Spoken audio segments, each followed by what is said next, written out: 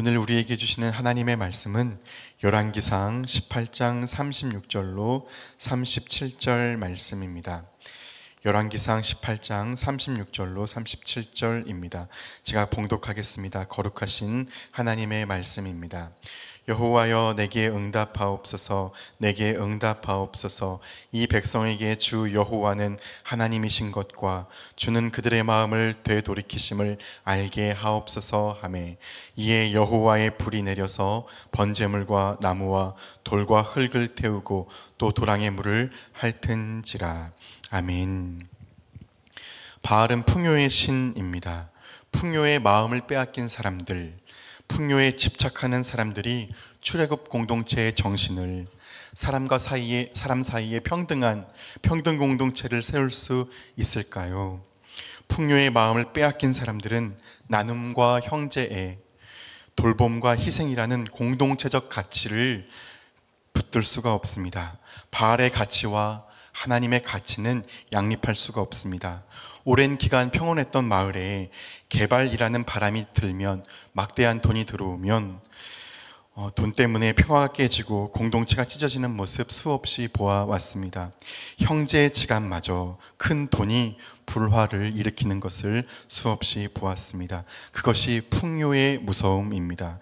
이스라엘이 그랬습니다. 힘 있는 이가 없는 이를 억누르거나 죽임으로써 자기 이기에 집착을 지향했습니다.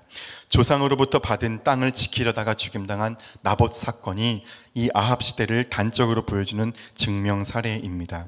사람과 사람 사이에 마땅히 흘러야 할 사랑의 기운이 막혀버린다면 흉년이 옵니다. 인간들이 저마다 풍요를, 탐욕을 추구한다면, 집착한다면 자연조차 황폐해지지 않을 수가 없습니다. 기후도 하늘도 막히는 것입니다. 바알 풍요의 신앙 때문에 비가 내리지 못하고 있습니다. 그런데도 아합은 엘리야를 만나자 첫 마디가 이스라엘을 괴롭게 하는 자여 너냐? 이스라엘 비극의 원인이 자신이라는 것을 못 본 채 남 탓을 하고 있습니다. 너 때문이다. 이것이 아합의 정신입니다. 그러나 너 때문이 아니라 바로 나 때문이다. 내 탓이라고 고백하며 온 세계의 모든 죄와 허물을 대신 짊어지시고 십자가에서 희생하셨던 주님의 그 정신, 나의 책임이다. 내 탓이다. 이것이 예수 그리스도의 사람들의 정신이어야 마땅할 것입니다. 시대의 책임자인 엘리야는 이 영적 기근, 종지부를 찍어야 하지 않겠습니까? 그래서 아합 왕에게 승부를 내기 위해 결판을 제안합니다. 왕은 바알 선지자 450명과 아세라 선지자 400명을 그리고 이스라엘 온 백성을 갈멜산으로 다 오게 하라고 합니다. 갈멜산은 우상 숭배의 근본지였습니다. 이 대결은 원정 경기가 될 것입니다. 이스라엘 재앙의 근본적인 원인자들을 다 나왔습니다. 850대 1입니다. 어마어마한 수적 열세입니다. 이 대결 제안을 아합 왕이 수락했을 때는 그 심정이 어떻겠습니까?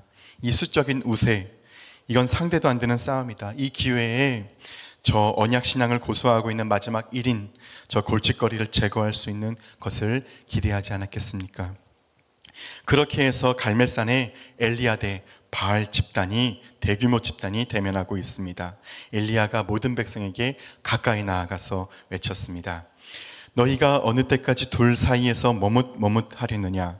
여호와가 만일 하나님이면 그를 따르고 바알이 만일 하나님이면 그를 따를지니라 하니 백성들이 말 한마디도 대답하지 아니하는지라. 묵묵부답이었습니다. 엘리야는 모든 사람들에게 두 세계관 사이에서 머뭇하는 것 이제 그만두라고 외칩니다. 예수를 십자가에 못 박으라 외치는 수많은 사람들의 압도적인 수가 이겼습니다. 수가 이긴지라. 참 무서운 말씀입니다. 인간은 다수 속에서 안정감을 찾기 쉬운 존재입니다. 또한 바알 종교는 아합 왕 이세벨 때 종교 제도로서 고착화된 종교, 국교입니다. 국가의 공식적 지원을 받는 바알 종교, 그 대규모 종교 지도자들 850명과 왕이 지원하는 바알 종교의 이 압도적인 힘, 권세와 이쪽 엘리야는 단 한 명입니다.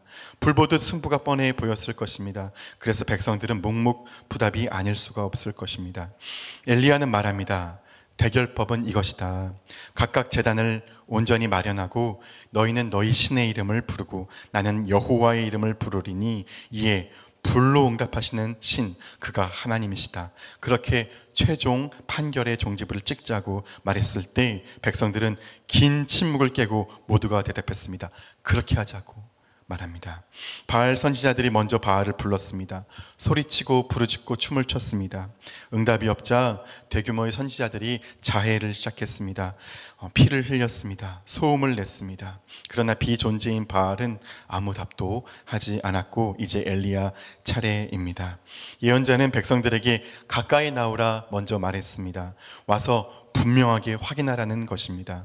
그는 먼저 무너졌던 여호와의 제단을 수축합니다. 불이 내리기 전 무너졌던 여호와의 제단이 준비되어야 했습니다. 이는 여호와께서 말씀하셨던 제단입니다. 야곱 아들들의 수요대로 12돌을 취하여 말씀의 제단을 수축했습니다. 그 다음 제물을 준비했습니다. 여호와의 불은 빈 제단에 내리지 않습니다. 불이 내리려면 제물이 결정적으로 있어야 합니다. 제단 위에 제물을 올려야 됩니다. 하나님께서 말씀하시는 제물은 소나 양이 아닙니다. 하나님께서 원하시는 제물은 바로 나입니다. 바로 나를 하나님께 돌려 드려야 합니다. 하나님 앞에 나를 제물로 드리는 것이 불이 임하는 필수 요소입니다. 그런데 그 제물은 각을 떠야 했습니다. 어째서 우리에게 불이 내리지 않습니까? 우리는 너무나 강합니다. 우리는 너무나 지혜롭습니다. 너무나 위대합니다. 이 지혜로운 머리를 각을 뜨고 자르고 이 놀라운 능력의 팔을 자르고 이 위대한 우리 자신을 하나님께 온전히 바쳐야 합니다. 여호와의 불은 제물에 각을 뜬 제물 위에 임하는 것입니다. 그리고 엘리야는 어떻게 행동했습니까? 물을 제단에 제물에 도랑까지 부었습니다. 인간의 능력으로는 불 붙일 수 없게 상황화한 것은 하나님만 오로지 믿은 것입니다. 하나님을 어느 정도 의지하지만 은행에 있는 돈도 믿고 나에게 있는 능력도 믿고 사람의 인간관계도 믿고 그런 것이 아닙니다. 그럴 때 여호와의 불이 임하지 않습니다. 엘리야는 그런 사람이 아닙니다. 그는 정말 오직 하나님만 의지했습니다. 인간의 가능성이나 기술, 힘 의존하지 않았습니다. 엘리야는 정말 하나님만 의존하는 사람입니다. 정말 하나님만 의지하십니까? 오직 하나님 뿐이십니까? 정말로 성령이 임하시면 권능을 받고 불가능했던 나에게 사마리아적 존재에게도 나에게 땅끝에 가장 먼 존재에게도 예수 그리스도를 증거할 수 있게 됨을 믿으십니까? 하나님의 부흥이 일어날 수 있음을 정말 믿으십니까?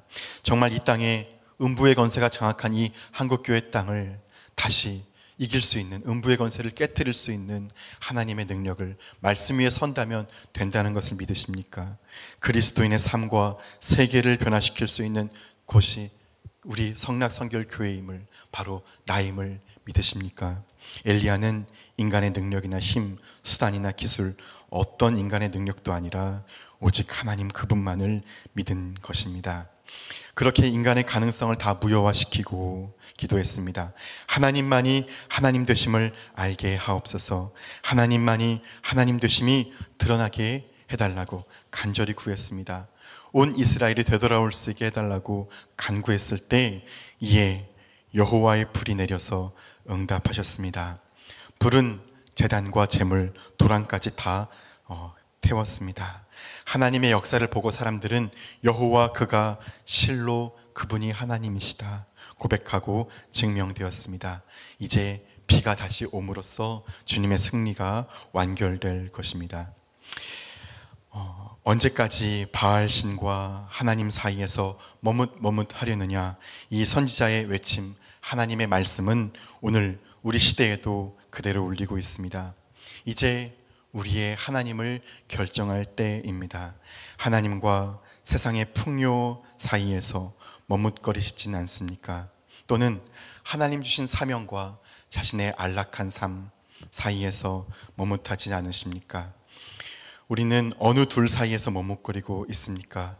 우리는 이중성을 갖고 있지 않습니까?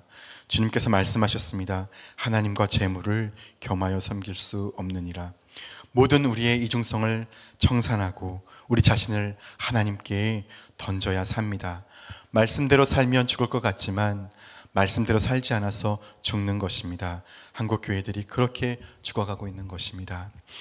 무너졌던 말씀의 제단 다시 재건하고 나라고 하는 재물을 드리되 나를 완전히 바쳐드리고 나의 지혜라는 머리, 나의 능력이라는 손과 발, 각을 뜨고 드리는 것입니다. 하나님의 가능성만, 하나님만 전적으로 신뢰하는 것입니다. 그렇게 여호와의 불을 기다릴 수 있는 우리 모두가 되기를 소망합니다. 기도하겠습니다. 주님, 3년 반이나 비가 오진 이스라엘에 필요했던 것은 비입니까? 불입니까? 비 아니겠습니까? 그러나 엘리야는 물이 아니라 불을 구했습니다. 그렇습니다. 물론은 육신의 기가를 해결할 수 있지만 지금 이스라엘의 진정한 문제는, 이 땅의 진정한 문제는 영적 기근임을 하나님 알고 있습니다. 불을 던지러 오신 주님, 이 땅의 문제도 바로 그것입니다. 주님, 불을 내려 주옵소서. 주님의 불이 되어 이 세계에 던져지는 예언자들, 말씀 삶 공동체가 되게 하여 주옵소서. 주 예수님의 이름으로 기도드립니다. 아멘. 이 시간 다음과 같은 기도의 제목으로 기도드리겠습니다. 지금 들은 말씀이 내 삶으로 이어지게 하옵소서. 동네 세매줄 성경 말씀 묵상을 통해 말씀의 깊이가 있는 말씀 삶 공동체 성락 성결교회가 되게 하옵소서. 우리나라의 혼란한 사태가 빨리 안정되어 국민이 행복하게 사는 대한민국이 되게 하옵소서. 2025년 새해에 모든 성도님들의 기도 제목들이 주님의 인도함 안에 다 응답되게 하옵소서. 다음 세대 겨울 사역을 축복하시고 성경학교와 수련회를 통해 말씀으로 예수 그리스도를 경험하는 시간 되게 하옵소서. 육체의 질병과 마음의 질병으로 고통받는 성도들에게 회복의 은혜와 평안의 은혜를 베풀어 주옵소서. 공동 기도문의 기도 제목과 각자의 기도 제목을 따라 기도하시다가 삶의 자리로 나아가시겠습니다. 기도하겠습니다.